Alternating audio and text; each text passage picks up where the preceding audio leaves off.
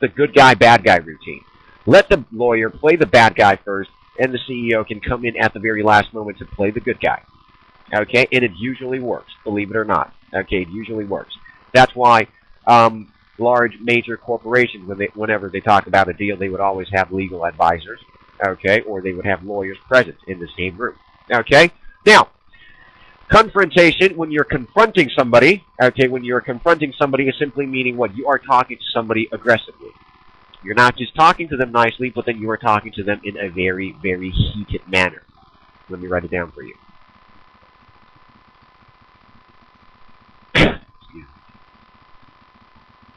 Okay, in a very heated manner. Now, the reason we would say heated is because heat is the opposite of cool.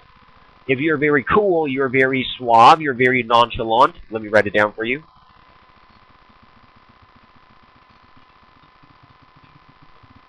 Okay, you're very nonchalant, you don't give, you don't care about anything. I'm okay about anything. You're suave, you're cool. Okay? So you're cool. So the opposite of that is when you are very aggravated, when you're very heated. Okay, so we would say heated manner. Okay, and also, when we get angry, our body temperature actually increases. Okay? More than one person negotiate, then someone is a role good guy, someone role... Well, not exactly. I'm not saying that it's an approach that you would always have to use, but then it helps. It helps sometimes. Okay? It helps sometimes. Now, it's not the norm.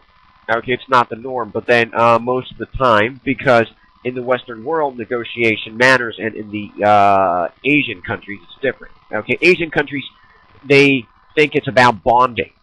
Okay, they think it's about bonding, especially the Japanese and the Taiwanese. Okay, they'll be like, oh, come on, we go way back. Okay, we have done many businesses before. So let's not try to take too many or too much advantage of the other half.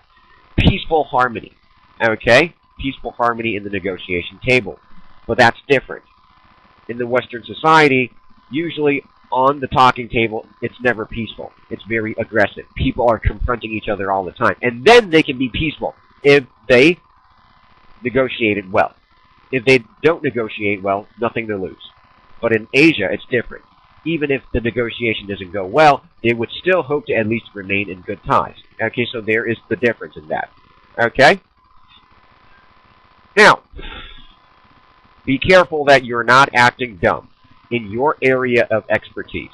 Okay, so let's say if you're representing, a field of molecular biology, okay, and you are attending a seminar, okay, in which you are fighting for the hosting rights of a future convention or seminar in your own country, okay, and you are trying to prove that your country have enough intellectuals or enough intelligent people in this area good enough to be hosting such an event. Okay? This is a time where you should not act dumb. Okay? Because you should be careful that you're not acting dumb in your area of expertise.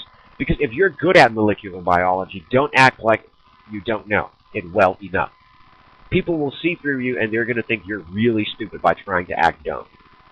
Okay? Again, back to the timing issue. Okay, there's a time and place for everything. Even when you're playing dumb, there's a time and place for everything. Timing. Now, if you are a brain surgeon, okay, if you're a brain surgeon, don't say, I'm not sure which part of the brain to operate on. Okay, if you are a computer technician, don't say, I don't know if this computer will work or not. Okay?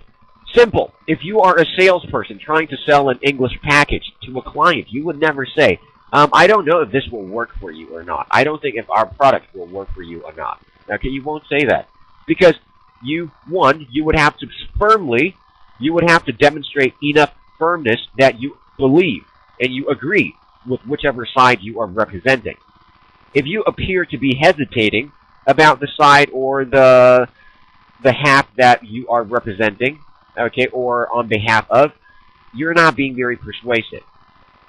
Okay, and when you're not very persuasive, I don't think the other side would not give up. They would, of course, try to take advantage of you as much as possible, and at the same time, they're going to think you are a retard. Okay, because you're coming to me trying to figure something out, trying to work something out, and yet you're not really sure whether or not you want to do it, or whether or not you are the right person to be qualified for this. Okay, so basically you are contradicting yourself. Don't contradict yourself in a negotiation.